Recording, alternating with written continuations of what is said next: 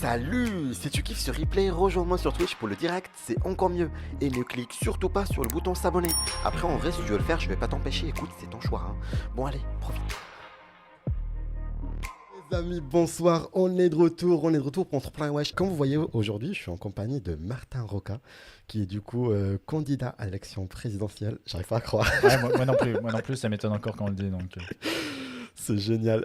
Salut à Brice, salut à Chloé. Et du coup, qui était aussi, on peut dire le mot fondateur de Constituante 2022. Donc, bravo déjà pour ça. Et du coup, le plus jeune candidat à l'élection présidentielle, même si de ce qu'on m'a dit, c'est que t'aimes pas trop qu'on prenne les choses de cette dimension-là. En fait, c'est une bonne anecdote, on pourra en parler, mais finalement, mon âge rentre assez peu dans le tableau quand on rentre dans le projet, finalement. Ça fait plaisir. Mais on va parler de tout ça. Et du coup, voilà, aujourd'hui, au programme, salut à Marc aussi, salut à Chloé. Et du coup, le programme d'aujourd'hui, vous allez voir, il y a le portrait pour savoir un peu plus sur toi. L'actu de la semaine, on va parler de France Digital. On va parler surtout de ce que les startups françaises veulent du prochain président, notamment. Donc, je me suis dit, en vrai, si tu veux, j'avais un autre sujet. Mais vu que c'était toi, je me suis dit, vas-y, je vais changer. Je me suis là parce que ça allait parler encore plus. Et je pense qu'on va parler même de tout ça, tous ensemble. Ensuite, on va parler du coup des coulisses de Constitution 2022. Je pense que là, tu vas m'entendre encore mieux. Je ne me trompe pas.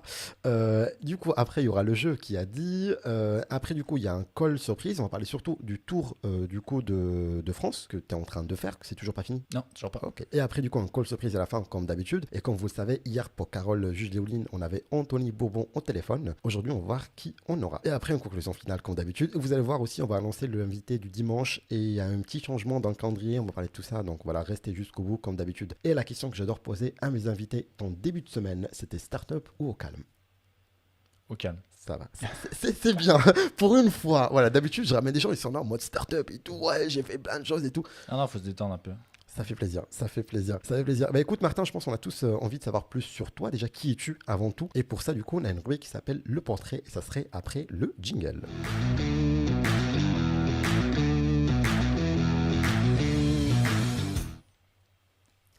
La joie des transitions automatiques. Je vais dire ça à chaque fois, je te jure. C'est juste incroyable. J'ai jamais eu ça avant. Parce qu'à chaque fois, j'étais là en train de cliquer, en train d'attendre que ça finisse et tout. Beaucoup moins stress. C'est hyper quali, tu peux être fier. Ça fait plaisir. Merci. Et du coup, moi, j'ai plein de questions. Déjà, nom et prénom. Martin Roca. Surnom. Martin Roca. T'as pas de surnom? Non, pas vraiment en fait. Mais c'est assez compliqué parce qu'on tombe rapidement dans les martoches, etc. Donc, non. Ok, on arrête. Ça marche. Âge. 22 ans. Ok. Lieu de naissance. Paris. Paris ou. Paris, 15e arrondissement. Je suis un pur produit parisien. Ouais. Ok. Lieu de résidence. Et bah, Paris. Toujours. Ouais, Ok, ça marche. Ta profession. En ce moment, traducteur indépendant.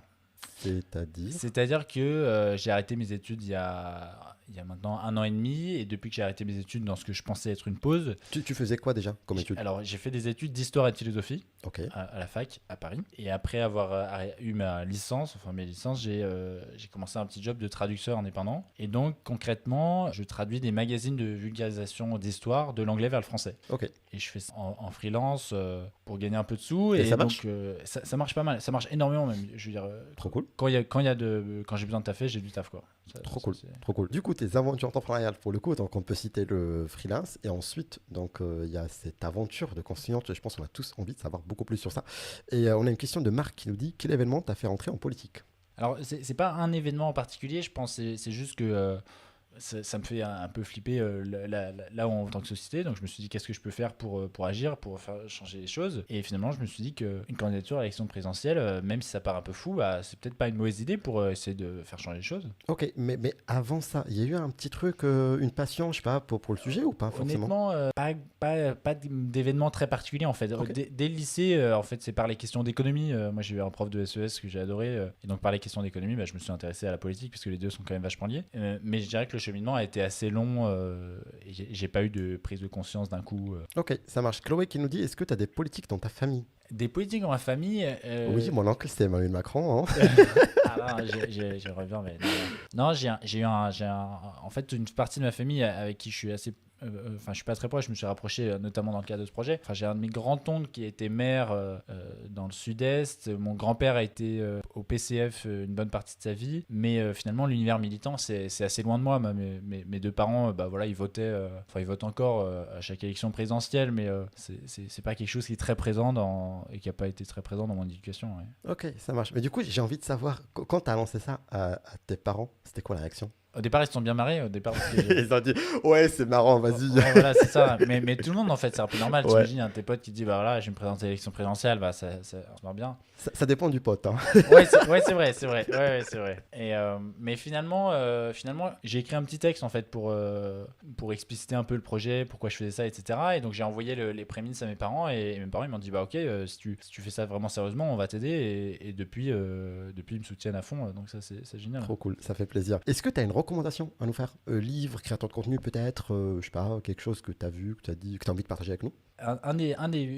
Une des raisons pour lesquelles je me suis engagé, en fait, c'est notamment parce que il y a plein de vidéos de vulgarisation politique sur YouTube. Moi, je suis un gros consommateur de YouTube. Et notamment plein de vidéos qui ont tourné autour de pourquoi notre système politique, en fait, il a vraiment aucun sens au niveau démocratique. Et ça m'a énormément aidé et poussé à m'engager aujourd'hui. Donc, j'engage vraiment les gens à aller sur YouTube, se faire une culture politique sur Quelqu'un, YouTube. Ça une marche vraiment bien. recommandation? Monsieur Phi, c'est déjà une très bonne base. Ok, ça marche, un autre, monsieur Phi. Moi, j'avais une question pour toi. Gauche ou droite?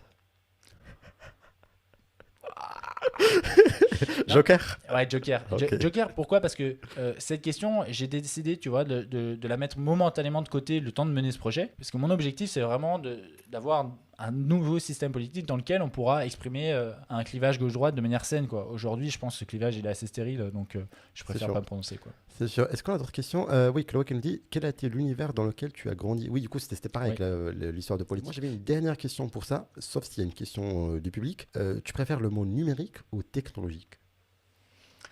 Alors, j'ai du mal à différencier les deux, mais je dirais numérique, parce que numérique, il y a plein d'espoir derrière ce mot pour moi. Technologique, il y a tout de suite quelque chose qui peut faire un petit peu peur, notamment face à des évolutions technologiques qui sont pas super pour le climat, etc. Tandis que numérique, derrière, il y a quand même, il y a Internet, il y a le partage, il y a la communication, etc. Et ça va nous sauver en partie, donc numérique. Ok, ça marche. Il y a Chloé qui nous pose une question. Niveau personnalité, quelles sont, selon toi, tes forces et faiblesses? J'adore la question. Ok, c'est un super entretien d'embauche. Ouais. Force et faiblesse, et les forces, j'ai la folie de croire dans ce que je fais. Ça, je pense qu'il n'y a pas grand monde qui l'a, donc après, c'est peut-être une faiblesse, mais bon, moi, je le mettrai dans les forces, donc ça me pousse vraiment à continuer. Et faiblesse, pareil, c'est un peu dans les deux, mais je doute énormément. Franchement, il y a vraiment des matins où je me suis levé, je me dis, mais j'arrête tout ça, qu'est-ce que je fous là, etc. Parce que, donc, des réactions du genre, mais qu'est-ce que tu fous à te présenter à l'élection présidentielle? J'en ai plein, donc On va parler de aussi, tout ça. je me pose la question. Et du coup, il y a G2 Menton qui nous dit est-ce que tu comptes continuer ton engagement après les élections? Ouais, probablement. Alors après, elle va se poser la question de sous quelle forme. Est-ce que ça va être dans Constituante 2022, l'association dont on va parler tout à l'heure, ou par un autre biais, etc. Je sais pas, mais continuer à s'engager, probablement, ouais. Ok, ça marche. On va parler de tout ça. Et du coup, il y a encore une question. Selon toi, on change les choses via l'entrepreneuriat ou la politique? Si les deux, lequel est le plus rapide? Super question. Merci beaucoup, Chloé. Clairement, les deux sont vraiment liés, mais bon, ça c'est une réponse un peu à la Pyrrhus. Et je dirais qu'en fait, aujourd'hui, on va devoir passer par la politique pour changer les choses. Et donc, finalement, il n'y a pas de bonne réponse en soi, mais ça change en fonction des périodes. Je pense qu'aujourd'hui, en 2022, il nous faut un peu plus de politique. Ok, on va noter tout ça. Et du coup, là, on parle de politique et en parlant également de numérique, les amis. Aujourd'hui, on va parler d'un sujet précis dans les actus de la semaine et qui va être du coup le manifeste des startups françaises qui a été préparé par France Digital. On va parler de tout ça et vous allez voir, c'est hyper cool. On va en prendre plein de choses sur ça et ça serait comme d'habitude après le jingle.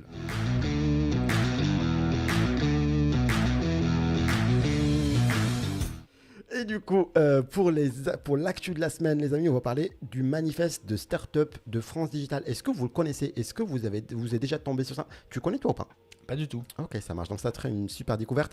En gros, alors, je ne suis pas sponsorisé par France Digital. Voilà, comme ça, je précise ça avant qu'on démarre. En gros, France Digital, c'est une association et c'est aussi un lobby français. Et son objectif, c'est de faire grandir les startups, créer des emplois et avoir un impact social et environnemental qui est positif. Et c'est également, encore, le premier réseau de startups et d'investisseurs en France. En Europe même. Donc, ça, c'est incroyable, moi, je trouve déjà. Je les connais un petit peu. Je sais ce qu'ils font. Et en gros, eux, leur engagement, c'est surtout et avant tout, c'est de faire entendre la voix des startups faire entendre la voix des startups auprès des politiques. Ça, le mot qui me manquait, c'était auprès. Voilà, j'ai trouvé. Et du coup, voilà, chez France Digital, après une année 2021, je pense que vous le savez très très bien, qui était record quand même pour les startups avec des levées de fonds qui étaient juste incroyables, et aussi pour les fonds d'investissement. Et du coup, ils se sont dit qu'ils peuvent aller encore plus loin, mais ça va pas venir tout seul, voilà, parce qu'il y a une base quand même qui est assez cool, mais il faut aller encore plus loin. Pour faire ça, du coup, et ils savent qu'il y avait la présidentielle 2022, ils ont publié un manifeste, donc une sorte de bouclette, si je peux le dire, où il y a pas mal de choses, et du coup, qui est dispo en PDF sur le site francedigital.org, c'est gratuit, n'importe qui peut le consulter. Et qu'est-ce qu'il y a là-dedans? Donc, il y a des propositions très très concrètes pour la prochaine élection présidentielle, et ces propositions ont été fournies ou bien recensées auprès de plus de 2000 startups, et du coup 2000 fondateurs qui ont balancé un petit peu comment on peut améliorer tout ça. En résumé, des propositions, je pense, il y a 4 gros chapitres. Le premier, c'est de construire et défendre une vraie souveraineté technologique européenne. Et du coup, par ça, ce qu'ils veulent dire, c'est un petit peu rééquilibrer les rapports face aux géants. Je pense qu'on l'a vu là récemment avec Facebook, les menaces qu'on a. Donc ça, c'est un sujet quand même qui est très très important. Ensuite, il y a créer des emplois qui sont directs et durables, sachant que les startups en 2021, ils ont créé plus d'1 million d'emplois quand même. Donc c'est incroyable, mais il y a moyen d'aller encore plus loin. Comment on peut le faire tout ça? C'est mieux former sur les métiers d'avenir, notamment, il y en a plein, et aussi mieux récompenser les talents. Donc ça, c'est un petit peu des mesures qu'ils proposent dans ce booklet-là. Ensuite, il y a réduire les fractures françaises dans les territoires et concilier croissance et bien commun. Et du coup, par exemple, garantir l'accès numérique sécurisé à tous, et pas juste une petite partie de la population.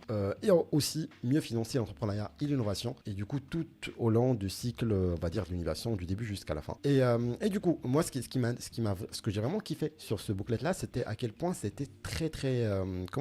c'était très concret. Parce que certes, là je vous parle un petit peu des mots, vous entendez un petit peu tout ça, vous dites ouais, ça reste un peu vague, mais ça c'est juste les titres des chapitres. Si on rentre dans le détail, il y a des mesures très très concrètes. Ils disent même voici comment on peut arriver à ça, avec on met en place ça. Et je prends un exemple. Si je vous ai parlé de créer des emplois directs et durables, comment on peut faire? Et ils disent ok, on doit mieux former au métier d'avenir. Ok, comment on peut faire? Ce qu'ils disent, c'est qu'on doit garantir que 100% des élèves de collège soient formés aux bases du code, de l'intelligence artificielle, de la cybersécurité, de la blockchain. Et après, ils expliquent même comment faire pour arriver à tout ça. Donc ça, voilà, moi je trouve ça incroyable le travail qu'ils ont fait. Je respecte énormément. Et d'ailleurs, je salue la team France Digital. Si on regarde ça en replay ou même en direct, d'ailleurs, on ne sait jamais. Moi, je vous recommande vraiment ça à lire si vous voulez savoir un petit peu plus sur comment ça se passe. Et je veux bien savoir vos avis. Déjà, même s'il y a Mehdi qui nous dit le shield européen pour la migration de Data Europe vers US est en train d'être discuté, exactement. Et du coup, je veux bien savoir ton avis sur ce sujet-là. En fait, typiquement, donc déjà, c'est hyper positif des gens qui font qui s'associent pour faire des propositions, typiquement dans les manifestes comme ça, etc. De tous les milieux dont ils viennent, c'est super. Et comme tu l'as dit, les startups en France sont en train de prendre un poids assez considérable.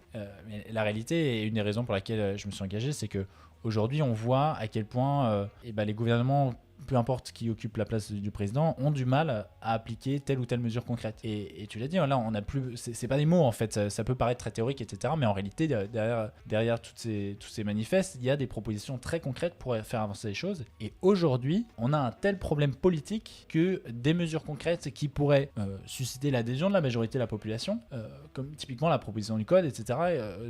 Au collège, je pense que c'est vraiment quelque chose sur lequel on pourrait trouver des accords au sein de la population hyper forts sur des propositions positives comme ça. Et pourtant, à cause d'un système politique qui est mal fait, on a un gouvernement qui est finalement pas soutenu par la majorité de la population, donc qui n'arrive pas à faire appliquer des réformes. Et aujourd'hui, on est en train de tomber de plus en plus dans un immobilisme politique où il y a plein de propositions qui sont faites, il y a plein de solutions possibles, et finalement, le lien entre les problèmes et les solutions, il n'arrive pas à être fait. Exactement.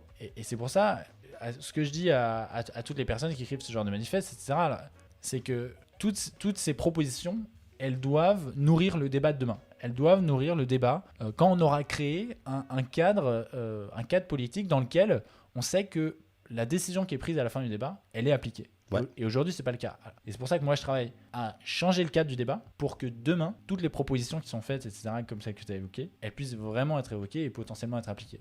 Et moi, c'est à ça que ça me fait penser quand tu évoques toutes ces propositions. On va parler de tout ça par la suite. Du coup, il y a Chloé qui avait une question tout à l'heure. Après, je reprends du coup pour Lucas Pirate N. Bruder. Voilà. Donc, salut à Monsieur B. Ça fait plaisir de t'avoir parce que lui, il revient souvent. Salut à Jocelyn aussi.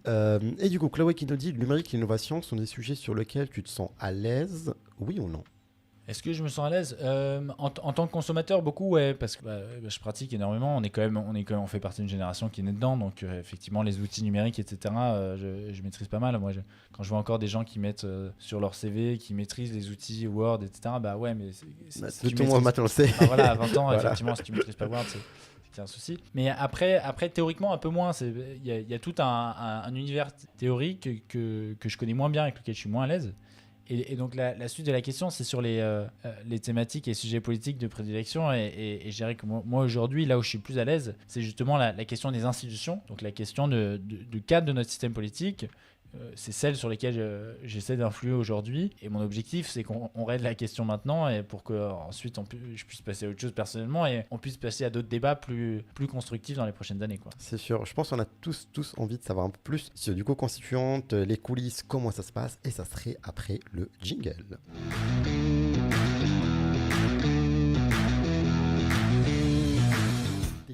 À quel moment tu t'es dit, vas-y, je vais faire ça? À quel moment En fait, c'est pareil, ça a été un processus assez long. Mais en fait, ce qui m'a vraiment décidé, c'est que je critiquais pas mal des gens qui ont des avis politiques, qui s'engagent sur des trucs, des projets associatifs, etc. Mais finalement, qui ne réussissent pas à faire évoluer les choses. Et moi, j'étais très critique de gens qui s'engagent et qui réussissent pas forcément à faire avancer les choses. Mais moi, de mon côté, je faisais rien. Et donc, ce qui est marrant, c'est que personne me l'a vraiment dit, mais je suis sûr que tout le monde le pensait quand j'arrivais avec mes critiques en disant « Ah, mais ce que tu fais, ça sert à rien, etc. » Tout le monde disait bah ouais, mais toi, tu fais rien. Et finalement, je pense que c'est quelque chose qui est resté dans l'arrière de mon esprit pendant pas mal de mois, pas mal d'années. Et j'ai eu cette idée, il y a maintenant un peu plus d'un an, de me dire « Mais si j'ai vraiment une idée pour faire avancer les choses, pourquoi je me présenterai pas à l'élection présidentielle ? On est en démocratie, chacun peut défendre ses idées. J'ai autant de légitimité que n'importe quel autre candidat à défendre une idée et la proposer à tout le monde. » Et donc c'est vraiment commencé, enfin, je me suis vraiment dit, et pourquoi pas ? Et d'ailleurs, c'est le texte que j'ai écrit pour expliciter le projet, je me suis vraiment dit, et pourquoi pas ? Et au fur et à mesure de ce que je commençais à mettre en place les bases de ce que je pensais être une folie, et bah il y a pas mal de gens qui ont cru, qui m'ont rejoint sur le projet, etc. Et je me suis rendu compte que derrière il y a quelque chose de solide, quoi. Ok, Donc, j'ai deux questions. Après, je prends ta question, Lucas. La première, c'est d'un point de vue temporel, c'était quand ? Alors j'ai commencé à y réfléchir en octobre 2020. Ok. Donc deuxième confinement, Ok. pour avoir la chrono. Et j'ai lancé une chaîne YouTube en janvier 2021. Ok. Ce qui m'a pas mal aidé sur plein d'aspects, sur la forme, parce que pour s'exprimer, etc., c'est pas quelque chose d'acquis à personne. Donc parler tout seul face à une caméra dans ma chambre, c'est une galère de ouf. Voilà. c'est dingue. Mais finalement, ça m'a aidé, la chaîne YouTube, etc. Et c'est un truc que je conseille à tout le monde. Si vous avez un projet, n'importe quoi, etc., lancez une chaîne YouTube. Au pire, personne ne regarde. Ouais. Et ça va vous faire un entraînement de ouf. Ouais. Donc lancez-vous. Et ensuite, au mois de mai, donc mai 2020, et j'ai acheté une voiture pour aller présenter mon projet à des élus. Parce que pour se présenter, donc on pourra en reparler, Ouais, il faut le soutien d'élus, etc. Donc, on va en parler. Il y avait quoi d'autre ? Oui. Qui a cru en toi ? Parce que tu m'as dit à un moment où tu as commencé à en parler et il y avait des personnes qui ont cru en toi. Un exemple de quelqu'un qui est très concret, voilà, qui a cru en toi. Et ben, un exemple très concret, j'étais avec lui juste avant de venir, c'est Adrien qui m'a accompagné l'été dernier dans le Tour de France. Et Adrien Fénéry, c'est un de mes amis et c'est le premier que j'ai appelé en disant ouais bah écoute, j'ai cette idée, pourquoi pas me présenter à l'élection présidentielle. Et lui il est très premier degré. Je crois que c'est le seul qui a pas rigolé. Il a dit ouais ok, pourquoi pas on le fait, tu vois. Ok. Et ça va vachement aider. Trop stylé, j'adore. Et il y a Lucas Duc qui nous dit pourquoi même se présenter aux élections présidentielles alors que vous ne pouvez probablement pas gagner parce que vous n'êtes pas dans un grand parti très courageux. Mais du coup là, c'est ça ma question aussi, c'était, on va dire, voilà, aujourd'hui il y a un système quand même qui est assez bien, on va dire, qui existe, qui est vieux, et avec des partis, avec des familles politiques, même on peut le dire, des personnes qui héritent derrière des soutiens d'autres personnes. Ouais. Et voilà, après pour créer un nouveau parti, il faut voilà, on peut prendre l'exemple du coup d'Emmanuel Macron là, pour 2017 notamment, où du coup, il a réussi quand même à équilibrer un petit peu la donnée, mais certes c'est quelque chose de nouveau dans le système, mais ça reste, on va dire, juste une suite de ce qui existe déjà. Toi, ce que tu ramènes, c'est totalement l'inverse. C'est-à-dire, voilà, on va casser tout pour recommencer au mieux. Je sais pas, pas à ce point-là. Mais... Non, mais c'est un peu ça. Et en fait, la réalité, c'est que derrière chaque parti, chaque famille politique, en réalité, il y a un espoir politique autour d'une vision du changement. Okay. Qui anime plein de gens, qui anime un groupe de gens qui vont se rassembler pour essayer de faire changer les choses. Et finalement, Emmanuel Macron, ça s'est fait très rapidement, mais c'est le même modèle. C'est-à-dire qu'il y a une vision de la France, il y a une vision de ce qu'on devrait faire pour que les choses avancent. Donc, on se rassemble et Emmanuel Macron l'a fait avec énormément de moyens, niveau communication, des soutiens, etc.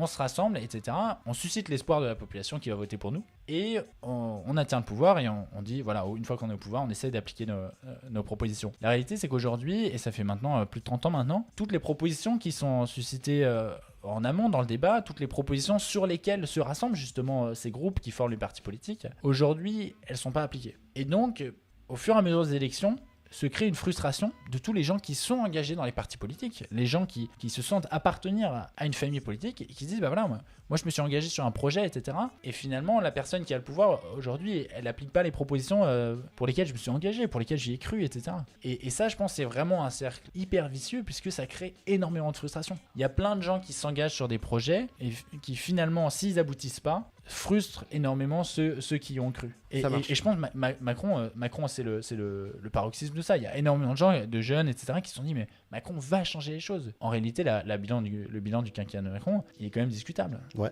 Et donc l'idée, c'est pas du tout, c'est pas du tout justement de défendre un programme de gouvernement. Je défends pas de proposition gouvernementale, etc. Je dis pas voilà. Une fois élu, je vais faire ça. C'est pas vrai. La prochaine personne qui sera élue ne pourra pas appliquer son programme. Donc moi, ce que je dis, c'est voilà, on admet tout ça. On va arrêter de croire dans des projets qui n'auront aucune suite. On va arrêter d'être frustré. On va changer notre système politique, refonder les bases de notre système politique pour qu'ensuite, on puisse se faire s'affronter différentes propositions. Ok, je pense qu'on a bien compris un peu on va dire l'idée un peu derrière. Et on a d'autres questions. Il y a Chloé qui nous dit de quel autre candidat sont-tu proche? Sur quel aspect et point? En réalité... Aucun. Non, aucun. Et c'est même marrant, mais je suis assez peu la politique actuelle. C'est bizarre, mais finalement, aujourd'hui, je suis tellement désillusionné face à un système politique qui permet pas l'application des mesures que même si je me dis, ah, voilà, cette mesure défendue par tel candidat, elle est géniale, etc., je pourrais avoir envie de voter pour lui. En réalité, cette mesure, elle va pas être appliquée. Et donc ça me déçoit tellement que je m'y intéresse plus et j'ai pas envie de croire. J'ai pas envie de tomber dans le piège et de me dire voilà, ce candidat il est génial, etc. pour qu'au lendemain de l'élection, ce candidat finalement il a été élu par 20% de la population, il soit face à l'opposition de la majorité, donc il puisse pas appliquer son programme et moi je serais frustré. C'est sûr, je te rejoins sur ça. Et on avait du coup J'ai de mon temps qui nous dit est-ce que tu arrives à convaincre des élus de te parrainer? C'était la question que je vais te poser aussi. Niveau parrainage, ça en est où? Alors niveau parrainage, en fait on a une cinquantaine de promesses. Après tout ça s'étale sur le mois et donc on a eu pour l'instant un parrainage officiel qui a été assermenté par le Conseil constitutionnel. Je pense que demain soir, parce que c'est tous les mardis et jeudis, il y a un site internet sur le Conseil constitutionnel qui est super bien fait, etc. Il recense tous les parrainages qui arrivent, donc les soutiens des élus. Et demain, je pense qu'on sera plutôt à 3, 4, 5. Et finalement, dans les prochaines semaines, on est certain d'avoir quelques dizaines. Après, pour avoir les centaines, pour avoir les 500 qu'il faut, tout va se jouer dans les prochains jours, prochaines semaines. On rentre vraiment dans le money time de la campagne. Et pour ça, il va nous falloir de la médiatisation. C'est la base qui nous manque aujourd'hui là. Ok, ça marche. En tout cas, bon courage. Et voilà, j'ai hâte de voir la suite. Et ce qui compte surtout pour moi, tu vois, comment dire, c'est l'aventure, tu vois. Et le fait que, voilà, encore une fois, bravo d'avoir eu ce premier et même d'autres qui vont venir par la suite. C'est déjà énorme que tu as des personnes qui croient dans ton projet. Voilà, je trouve ça juste incroyable. Donc, franchement, bravo. Il y avait une autre question de Lucas qui nous dit quel homme politique trouves-tu inspirant, actuel ou passé? Alors, des hommes politiques inspirants, typiquement, au niveau personnel, moi j'ai rencontré voilà, je raconte cette anecdote. Vas-y. J'ai rencontré le maire d'Agen, qui est le numéro 2 du MoDem, qui s'appelle Jean Dionis, et qui est une personne avec qui je pense qu'on partage assez peu de choses, autant sur le constat que les propositions à appliquer pour dépasser les crises, mais il a une vision de l'action publique qui est géniale, qui est très dépersonnalisée, très centrée sur l'intérêt général, etc. Et finalement, c'est quelqu'un qui m'inspire vachement. C'est quelqu'un que j'aimerais beaucoup remercier. Et quand j'aurai fini tout ce projet, je suis sûr que je vais retourner à Agen pour lui dire. Et je pense que les meilleures personnes qui peuvent nous inspirer, finalement, c'est des personnes qui sont qui paraissent moins inatteignables que Emmanuel Macron, Zemmour, Mélenchon, des gens qui sont vraiment stratosphériques, quoi. y a des gens qui font un boulot extraordinaire Et qui qu'on sont voit pas. assez peu connus. Ouais. Voilà, Exactement, je te rejoins parfaitement sur ça. Et voilà, du coup, si vous avez des questions, encore une fois, sur Construction 2022, moi j'en ai encore beaucoup et j'ai envie de savoir plus sur tout ça. Donc balancez vos questions sur le chat et on reprend du coup les questions dans quelques instants parce qu'on va enchaîner sur ton call surprise. Le fameux appel surprise, ça serait après le jingle.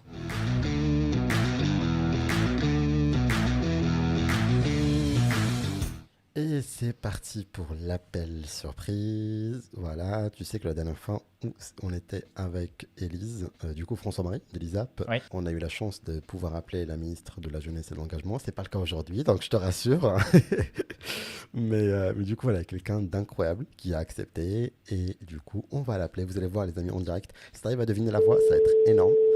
Et j'ai trop envie. Donc tu me dis si tu arrives à deviner la voix. Alors, hop. Alors, j'attends. J'adore attendre en live comme ça. Tu vois, j'ai pas de standard. Ouais, Salut. tu vas bien? Ouais, tu reconnais la voix ou pas? Non, j'ai pas.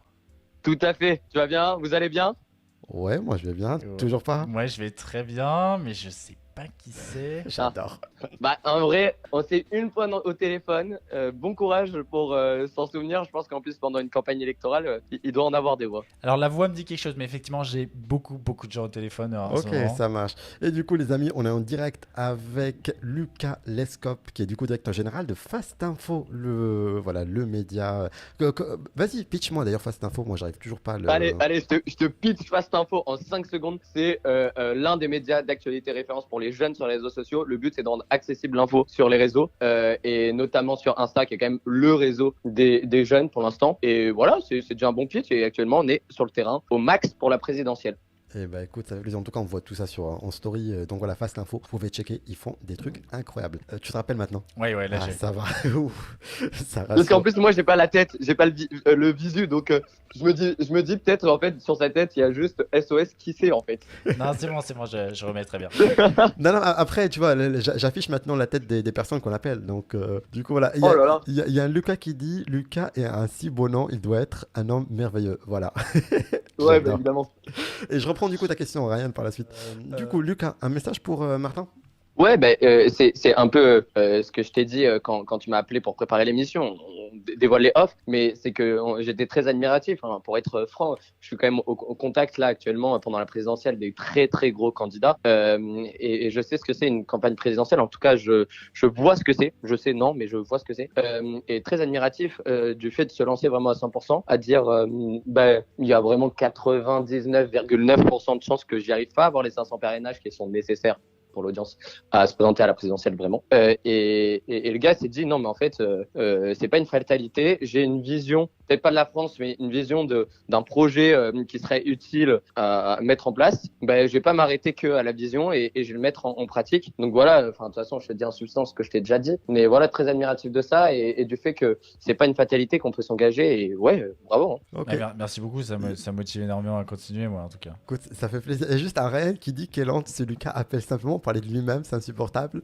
Mais je suis pas là pour écouter Lucas, mais Martin. Qu'est-ce qu'il y a J'ai pas entendu. En gros, il y a quelqu'un sur le chat qui est en train de dire comme quoi, genre, il est là pour écouter Martin et pas toi. Je trouve ça hyper marrant. J'adore. Et du coup, Lucas, t'avais une annonce, non? Par hasard? Ouais, j'ai une petite annonce en exclu pour Martin. Après, on en avait déjà un peu parlé, mais je voudrais t'inviter vraiment officiellement à venir sur Fast Info, faire un concept ensemble. Une interview, c'est possible, mais un truc peut-être un peu plus sympa, un peu plus. On en discutera après, mais Moi, voilà. je suis ouvert à toutes les propositions. En fait, très honnêtement, moi, je disais, je suis un gros consommateur de YouTube, mais en fait, effectivement, tous les médias sur les plateformes qu'on a aujourd'hui, que ce soit Fast Info, Gaspard G, des gens comme ça, moi, je suis énormément, donc je suis hyper client pour intervenir là-dessus, ça me ferait hyper plaisir. Ouais, et franchement, que ça soit Gas, que ça soit Hugo, les copains du crayon, que nous évidemment, et il y en a plein d'autres évidemment, mais je trouve que c'est super sympa, tu vois, de tout cet écosystème qui essaye de vraiment, on est juste là pour essayer d'informer les jeunes et avec leur code. Et ce qui est super cool, c'est surtout qu'il y ait les autres jeunes que du coup on va aller interviewer, etc., qui sont toujours hyper OP pour être là, qui se rendent toujours dispo, etc. Et je sais que c'est ton cas. Et donc c'est super sympa que ça fonctionne comme ça, qu'on s'entraide vachement entre jeunes. C'est quand même une réalité du milieu, en tout cas moi de ce que je vois, et je suis vraiment ravi. Non, c'est très vrai ce que tu as dit. Il y a un super univers de jeunes qui est en train de se créer là sur Internet et il y a plein d'entraides, etc. Donc c'est hyper positif. Et toi, petite question comme ça, j'ai vu quand même que tu avais été repris pas mal dans les médias parce que tu as eu un parrainage officiel. Oui, effectivement, il y a eu un parrainage officiel, donc ça a pu faire un peu parler. Donc là, je suis passé sur BFM cet après-midi, donc c'était pas Trop mal. cool. Et l'idée, c'est que ça se multiplie dans les prochaines semaines. Hein. C'est vraiment la question clé, quoi. Et tu continues ton Tour de France? Ouais, effectivement, là, je repars dans. Alors, on va en parler après. Voilà. Oh, on va en parler, pardon. Voilà. Tu vois, je fais mon Adil, en fait, je commence à poser toutes les questions que. Ouais, c'est ça, tu prends ma place, ça y est. En fait, j'ai repris mon rôle de journaliste direct. Ouais, exactement. Mais en tout cas, franchement, ça fait plaisir de t'avoir au téléphone, Lucas. Très très belle surprise. Et du coup, Martin, un petit message pour Lucas? Bah, Lucas, merci beaucoup. Tu m'appelles quand tu veux, t'as mon numéro et puis on fait un petit truc ensemble. Évidemment, on fait un truc ensemble carrément. J'essaye de t'appeler demain si t'es dispo et voilà. Nickel. Bah écoute, avec plaisir. En tout cas, merci beaucoup Lucas et à très très vite. Hein. À très vite. Yes. Bonne émission les gars. Salut. À plus. Voilà, et merci beaucoup Ryan parce qu'il m'a fait hyper marrer durant tout le truc. Attends, qu'est-ce qu'il a mis? C'est insupportable. Lucas, quel gratteur, c'est insupportable. Moi je. Attends, oh là là, que c'est lent. J'adore. Tellement de questions en plus là qui ont débarqué. Ouais, depuis tout à l'heure. Ouais. Mais on va en prendre tout ça. Ça serait bien évidemment après le jingle. Et c'est bon.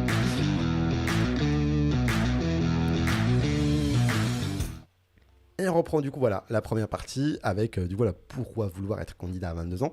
Et du coup il y avait pas mal de questions. Je reprends un petit peu du début jusqu'à la fin. Qu'est-ce qu'on avait? Quel est le programme de Martin? Voilà une question de Ryan pour le coup. C'est une question que tout le monde me pose. La première question, c'est vous êtes qui? Un candidat à l'élection présidentielle. Et la deuxième, c'est quoi le programme? Et il n'y a pas de programme en fait. Il n'y a pas de programme puisque aujourd'hui les programmes ne sont pas appliqués. Et donc moi, la seule proposition que je défends, c'est la création d'une assemblée constituante. Donc en gros, on réécrit les règles du jeu et demain on pourra discuter des programmes. Mais aujourd'hui, on réécrit uniquement les règles du jeu démocratique. Ok, ça marche.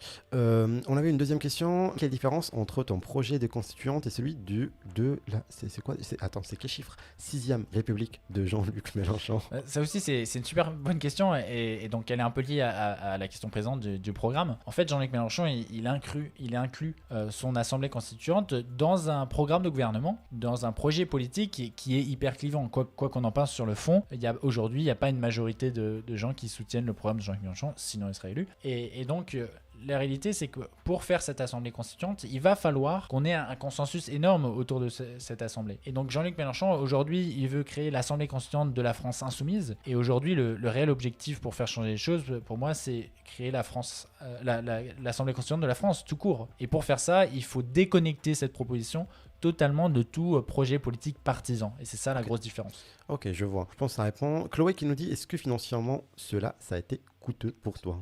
Oui, clairement. J'adore le sourire en mode oui. Oui, clairement. Clairement, alors pour lancer tout ça, j'ai fait un prêt. Il y a des dépenses à lancer.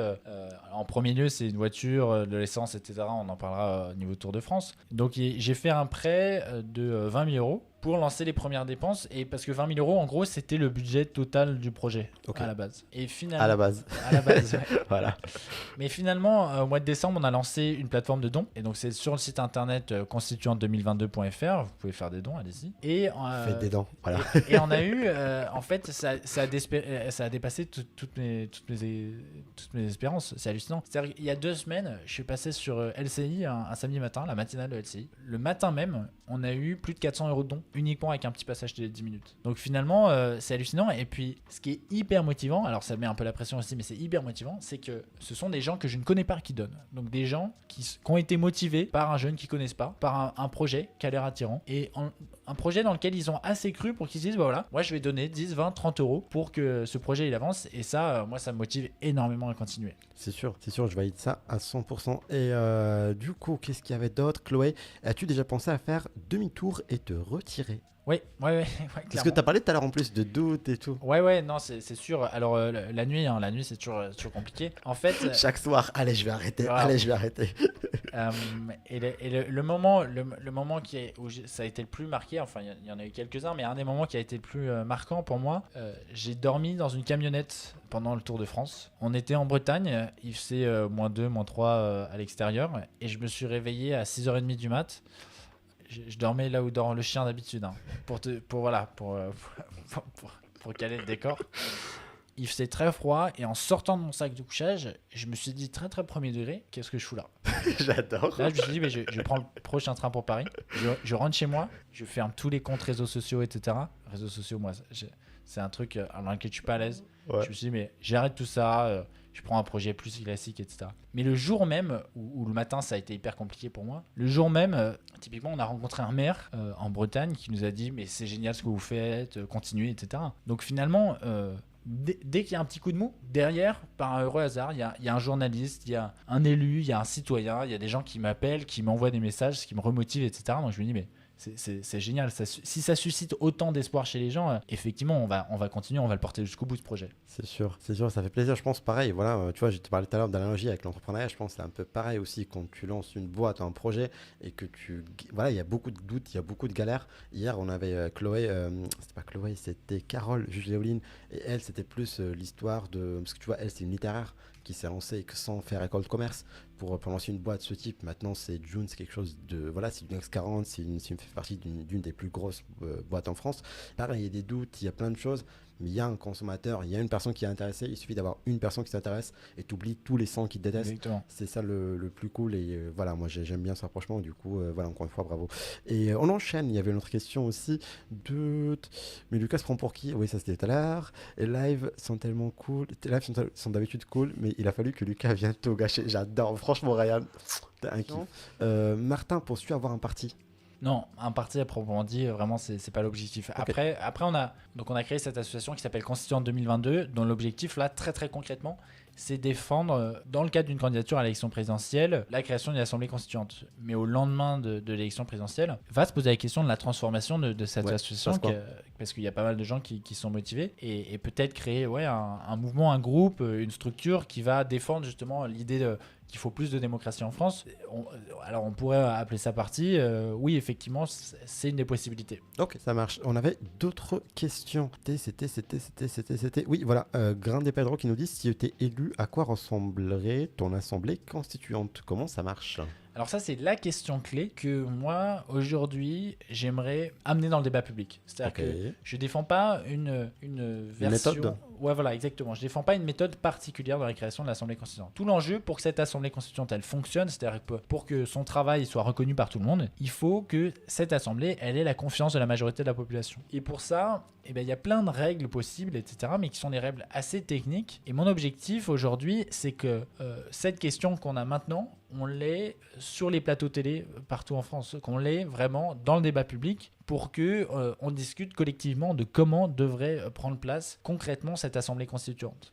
Ok, je vois très bien. Je pense que c'est voilà, encore une fois, rapprochant avec l'entrepreneuriat, c'est un peu pareil. On dit toujours il faut parler avec son client, parler avec son consommateur et même co-construire le produit avec lui. Donc tu es un peu dans cette c'est ça, en gros, moi j'apporte l'idée du produit, ouais. et l'idée c'est de dire que ce produit, si on le crée ensemble, ça va être un truc que tout le monde veut. Ouais. Et une fois qu'on aura ça, une fois qu'on l'aura lancé cette envie, une fois qu'il y a pas mal de gens qui vont se dire ouais, effectivement, l'Assemblée constituante, c'est quand même pas con. Une fois qu'on aura atteint ce stade, là va se poser les questions des critères très précis et la concrétisation de ce produit. Ok, ça marche. Lucas qui nous dit, Martin, rejoindriez-vous l'un des grands partis après les élections s'il y avait une chance d'y faire carrière? Alors là, pour le coup, pas du tout. Moi, la politique, je compte pas du tout y faire carrière. C'est pas l'objectif.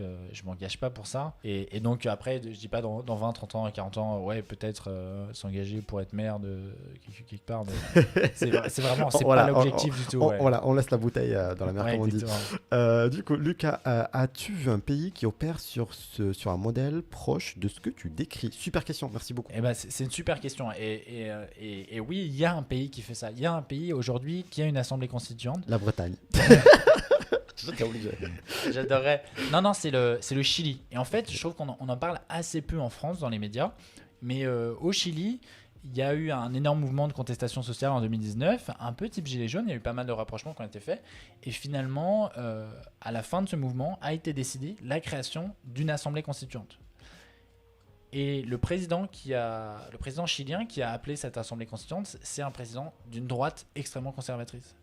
Donc finalement, aujourd'hui, quand il y a des gens qui me disent non, mais le pouvoir acceptera jamais cette assemblée constituante, etc., je dis non, on sait jamais comment les choses se passent. Si au Chili, il y a Sébastien Piñera, le président de l'époque, qui est un président de droite vraiment dur, vraiment conservatrice, il a accepté une démocratisation du pays par un processus de réécriture de la Constitution, par une assemblée constituante, tout est possible. Et donc, il faut absolument voir ce qui se fait au Chili aujourd'hui. Et je pense que c'est hyper enthousiasmant et je pense que c'est vraiment l'avenir de nos démocraties sur la planète. Ok, on a hâte de parler pour ça. Il y a rien qui nous dit, Adit, vas-tu voter pour Martin? Alors moi, j'ai pas le droit de voter, je suis étranger pour le coup. Et ça, c'est pas une blague, hein. Donc, du coup, là, peut-être prochainement, voilà, je sais pas. Et si t'avais le droit de vote, entre nous. Entre nous. J'attends le papier avant. Mais non, mais en vrai, moi je te dis, je crois énormément dans ce que tu dis. C'est pas juste pour te faire plaisir, hein. Voilà, moi je crois énormément qu'il faut changer les choses. Et je te rejoins. On n'arrive pas à concrétiser ce qui se passe. Tu vois, et d'ailleurs, tu vois, tout à l'heure on a parlé de. Et du coup, je reprends vos questions. Tout à l'heure, on a parlé de entrepreneuriat politique. Et même, je pense que c'était la question de Chloé. C'était laquelle des deux? Moi, je trouve qu'aujourd'hui, malheureusement, on exécute beaucoup plus dans le monde entrepreneurial que dans le monde politique. Aujourd'hui, une plateforme comme Back Market apporte plus aux gens, aux citoyens, que des partis politiques. Et ça, c'est infernal. Ça, c'est impossible. Et je rejoins encore une fois ce qui était dit tout à l'heure, c'est que les deux sont, on va dire, sont liés. Mais pour moi, tu vois, alors le débat est vraiment super intéressant entre l'entrepreneuriat et la politique. Il faut peut-être pas opposer, mais qui sont deux choses différentes. Oui, et exactement. En tout cas, pour moi, tu vois, Back Market, c'est un peu l'arbre qui cache la forêt. C'est-à-dire qu'aujourd'hui, on a un Back Market. Et je pense que si on avait un système beaucoup plus fertile pour ce genre d'initiative, je pense qu'il pourrait y avoir plein d'initiatives, plein de solutions, plein de problèmes très concrets qui pourraient être réglés demain. C'est sûr. Voilà, encore une fois, d'un point de vue politique, on parle trop, on exécute moins, je trouve, et c'est un peu dommage. Mais voilà, je pense que, tu vois, à mon avis, si on arrive à trouver cet équilibre-là, et que tout le monde puisse exécuter, c'est pour ça que je te rejoins, parce que tu vois, moi je trouve que derrière ton idéologie, c'est, on va dire, on veut plus d'exécution. Voilà, on veut plus d'efficacité. Exactement, voilà. On a une idée, on discute très rapidement de l'idée, et puis on l'exécute. Et en plus, avec un système qui convient à tout le monde. Et ça, c'est pas le cas aujourd'hui. Aujourd'hui, il y a plein de discussions dans le vide, il y a plein de choses qui se passent, et c'est juste infernal. Certes, c'est mieux que d'autres pays, on va pas se mentir, mais il y a encore un gros travail, pas comme ça qu'on va pouvoir vraiment aller très très loin. Je prends les autres questions. Chloé, est-ce que tu utilises beaucoup de réseaux sociaux? C'est oui, comment? Alors, comme je disais tout à l'heure, la chaîne YouTube, ça m'a vraiment aidé. YouTube, je trouve qu'il y a des choses extraordinaires qui sont dessus. Alors, aujourd'hui, il y a pas mal de trucs qui migrent sur Twitch, mais il y a pas mal de gens qui font un combo, etc., en faisant du live et en faisant les replays. Et donc, YouTube, c'est génial et ça m'a aidé à formuler ma pensée, à l'affiner, etc., à parler dans une caméra. C'est vraiment un réseau social incroyable. Après, j'ai tous les autres réseaux sociaux. Aujourd'hui, j'ai Facebook, Instagram, Twitter, etc. Et j'utilise pas tout comme je devrais. Par exemple, Twitter, je sais qu'il faut énormément publier, commenter, etc. Et en fait, très honnêtement, c'est un truc que j'ai pas mal de mal. Twitter, typiquement, c'est un réseau social où les gens sont, je trouve, hyper acides. Et ça fait rarement avancer les choses. Voilà, typiquement, c'est moins constructif que d'autres réseaux où on peut plus s'exprimer, genre Twitch ou YouTube, où là, on est plus à l'aise. Ça marche. On avait une autre question du coup de Chloé. Qui est le public le plus facile auquel tu t'adresses? Ou bien, et du coup, à contrario, la cible la plus compliquée? Alors là, je vais peut-être en surprendre certains. Finalement, le public qui est le plus intéressé, c'est des gens qui ont entre 40 et 60 ans. Ouais. Qui ont été intéressés par la politique toute leur vie et qui finalement aujourd'hui sont hyper désabusés par de 1 l'évolution de la politique actuelle et de 2 de voir que les jeunes aussi se désengagent de la politique. Ok. Et donc finalement une déception. Et après. Mais finalement, en fait, c'est des gens, quand ils voient un jeune qui arrive, qui s'engage pour faire de la politique, je pourrais défendre n'importe quoi. Un jeune qui s'engage dans un projet politique, déjà, ça les motive. Donc, déjà, ils ont une oreille attentive. Alors que, bizarrement, c'est un truc que je m'y attendais pas du tout. Les 18-25, qui sont souvent en recherche de crédibilité face à un monde adulte, sont plus sceptiques face à un projet qui paraît comme étant. Voilà, la lubie d'un adolescent, quoi. Et donc là, il y a tout de suite plus de mépris, de rigolade, du genre ah ouais, c'est bien sympa ce que tu fais, mais, je vois très très bien.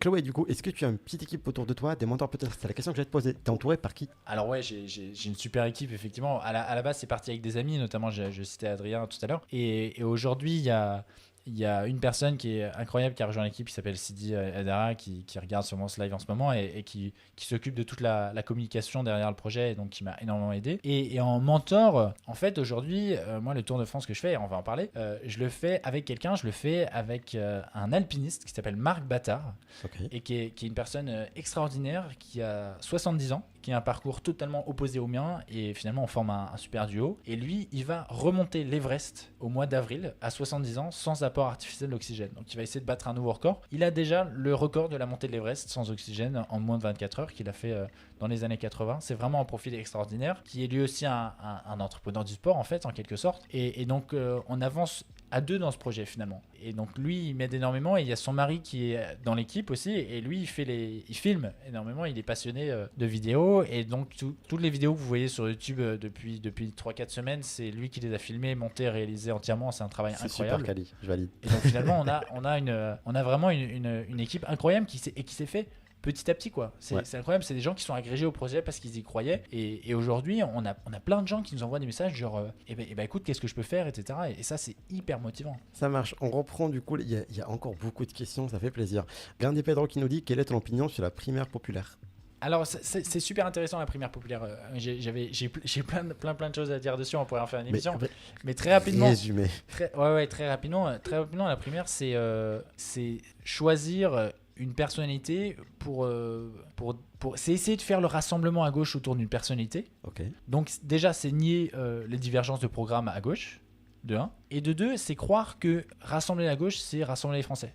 Ça c'est pas la réalité. Aujourd'hui le rassemblement des micro-candidatures qu'il y a à gauche, je ne pense pas qu'il réussirait à convaincre une majorité de Français. Aujourd'hui, il faut admettre qu'aucun projet politique, aucun programme de gouvernement, aucune personnalité, peu importe sa sincérité, peu importe la qualité des programmes, va réussir à rassembler une majorité de personnes. Aujourd'hui, il faut admettre que notre système empêche ce genre de mouvement. Donc il faut changer notre système politique pour ensuite qu'on ait des débats sur les personnalités et les programmes de gouvernement qu'on veut avoir. Ça marche. Enzo qui nous dit est-ce que tu penses en étant 100% transparent avoir les 500 parrainages où tu vas être juste? Non, je vais être clairement juste. Clairement juste, ça c'est sûr. En fait, les 500 parrainages, c'est vraiment. 499, ça va être triste. Hein. J'imagine le truc. On parle pas. Non, en réalité, depuis que je me suis lancé dans ce projet, Lucas disait il y a 99,9% de chances que je les ai pas. Et en fait, quand j'ai lancé ce projet il y a plus d'1 an, c'était une chance sur 1 million que je les ai. Et finalement, je me suis quand même lancé. Et cette petite chance qu'on a de les avoir, elle fait qu'augmenter. Aujourd'hui, on a eu des premiers parrainages, ce qui est déjà hallucinant, parce qu'un gamin de 22 ans sans programme de gouvernement et sans parti politique qui a des parrainages, c'est quand même quelque chose. Et on en a de plus en plus. Et aujourd'hui, j'ai des maires, des élus qui m'envoient des mails, qui m'appellent et qui disent « Je viens d'entendre parler de vous, j'ai envie de vous parrainer ». Et ça, c'est extraordinaire. Et donc, quand je dis qu'on rentre dans le money time, là, c'est vraiment que s'il y a de la médiatisation autour de ce projet dans les prochaines semaines, on va avoir les 500 parrainages. Il y a cette chance d'avoir les 500 parrainages. Si vous en parlez, si vous parlez à vos élus, si vous exposez le projet à vos amis, c'est un projet qui est enthousiasmant. Donc, si tout le monde en parle, on est sûr qu'on les aura les 500 parrainages. Il y a cette chance. Ok, donc plus de partage. Donc, partager, voilà, c'est le plus important. Sachant que c'est pas si facile que ça en vrai, mais voilà, franchement, bon courage. Prépare-toi pour plus d'interviews. Voilà. Je sais que tu en fais déjà beaucoup, mais voilà, ça va s'enchaîner encore plus. Lucas qui nous dit contre quel pays la première déclaration de guerre sera-t-elle dirigée une fois l'élection remportée? J'adore. Jamais. J'adore. Adil Martin, que pensez-vous de Zemmour? Est-ce qu'il a fallu poser la question? Clairement, Zemmour c'est un phénomène incroyable. Zemmour, je pense que c'est vraiment le symptôme du fonctionnement du système. Aujourd'hui, les gens sont tellement frustrés par des politiques qui font rien, finalement, qu'ils disent on va aller de plus en plus dans l'extrême pour finalement que les choses bougent. Finalement, la démocratie, on en a marre, etc. On va voter Zemmour et enfin les choses vont bouger. Ça, c'est vraiment une impasse. C'est sûr, je te rejoins. Et voilà, moi, ce que je pense de lui, en tout cas, je trouve qu'il représente une partie de la population, tu vois, qui a envie de parler, de son avis, de partager son avis. Donc, j'ai tout le respect, tout simplement, voilà, pour ces personnes-là. Après, voilà, je sais qu'il dit des choses parfois tout le temps qui sont totalement inappropriés où du coup je commence à me poser des questions. Et moi, tu vois, la seule question que je me dis, c'est que voilà, plus il enchaîne les bêtises, c'est à quel point il va s'arrêter. Zemmour, c'est l'exemple même de notre système politique. Aujourd'hui, pour aller au second tour de l'élection présidentielle, il faut pas rassembler la majorité des gens. Ça, c'est pas vrai. Ouais. Aujourd'hui, pour aller au second tour de l'élection présidentielle, il faut surmobiliser sa base. Il faut aller toujours dans des propositions plus clivantes, des trucs, mais vraiment, t'as dit inappropriés, mais vraiment, des trucs honteux, des trucs qui sont condamnés par la loi. Il a été condamné plusieurs fois pour incitation à la haine. Mais ça attire, c'est ça le problème. Et c'est ça le problème, parce qu'aujourd'hui, on a un système qui favorise ce genre de comportement. Dans une démocratie un peu plus fonctionnelle, et ben Zemmour, il représenterait les 10-15% de Français qui pourraient potentiellement voter pour lui. C'est sûr. Et donc, il aurait jamais le pouvoir, il aurait jamais aucune chance même de phagocyter tout le débat public en allant potentiellement au second tour de l'élection présidentielle. C'est sûr, je te rejoins parfaitement. Après, voilà, il a aussi un soutien énorme de médias, qu'on va pas le cacher non plus. Et ça aussi, ça l'aide beaucoup. Donc, tu as parlé tout à l'heure de médiation. Donc, je pense qu'il y en a qui en profitent, mais largement. Et pareil, donc, que ce soit les médias, que ce soit même les réseaux sociaux, voilà, moi, je commence à me poser des questions parce que c'est anormal à quel point on peut parler. Certes, il arrive à, on va dire, parce qu'en vrai, c'est facile, tu vois, sur les réseaux sociaux, il suffit juste que tu balances une punchline, un truc, voilà, on va dire qui est choquant, et les gens vont partager, ça va parler de toi, c'est sûr et certain, oui. Mais une telle stratégie a été utilisée par Macron, notamment, quand il a dit je vais emmerder les non-vaccinés ou je sais pas quoi, et ça pareil, ça crée le buzz et tout. Mais je suis désolé, ça crée le buzz pendant une semaine. Exactement. 3 jours. Finalement, c'est vraiment le positif pour eux pendant 3 jours, mais sur le long terme, c'est destructeur. Exactement. Et moi, ce que je trouve, par rapport en tout cas à Zemmour, c'est qu'il est toujours là. C'est ça le truc. C'est ça que je trouve un peu anormal sur les réseaux sociaux, c'est à quel point. Parce que là, je rentre sur YouTube, je le trouve, j'entre sur Twitter, je le trouve, j'entre sur Facebook, je le trouve. C'est pas normal qu'il arrive à dominer ces réseaux-là. Plus les médias. Après, le truc, c'est ce qui est vraiment. Ce qui est un peu dangereux, et c'est la limite de tous ces réseaux, c'est que finalement, sur Twitter, on a montré qu'avec quelques centaines de militants, tu arrives à inonder tout le réseau et à faire parler et être comme si tu étais omniprésent. Et en fait, c'est juste quelques centaines de gars qui sont hyper motivés, hyper organisés et qui phagocytent le réseau. Je te rejoins. Il y a aussi 2 choses qu'on dit pas souvent. C'est pour ça que moi, j'ai dit vraiment faites gaffe des réseaux sociaux. Il y a les bots qui existent. Oui, totalement. Et voilà, tu peux mettre n'importe quelle connerie et voilà, programmer un petit truc et bim, ça devient tendance Twitter. Et deuxièmement, il y a les achats, le sponsoring. Du coup, tu achètes ton reach. Les musiciens, ils font ça. Du coup, les artistes font ça souvent quand ils sortent un clip. Et du coup, ils achètent, on va dire, sur YouTube la tendance. Et du coup, tu vois, un clip de merde, il peut te finir en top tendance juste parce que le type, il a balancé des chèques de ouf à YouTube. Il y a des politiques qui font ça aussi. Il faut vraiment, vraiment faire gaffe. Ça, pour le coup, c'est interdit. Il y en a qui le font sûrement, mais ça, c'est interdit. Voilà, mais voilà, c'est entre YouTube, c'est entre la loi en tout cas. Mais il y a moyen. Et ça me surprend tellement pas. Mais ça, voilà, c'est un autre débat. On va pas rentrer sur ça. Je reprends une autre question. Après, on passe au Tour de France parce qu'on n'a toujours pas parlé de ça. Quelqu'un de plus. Il y a Antiope qui nous dit est-ce que quelqu'un de plus connu pourrait reprendre ton projet? Théoriquement, oui, carrément.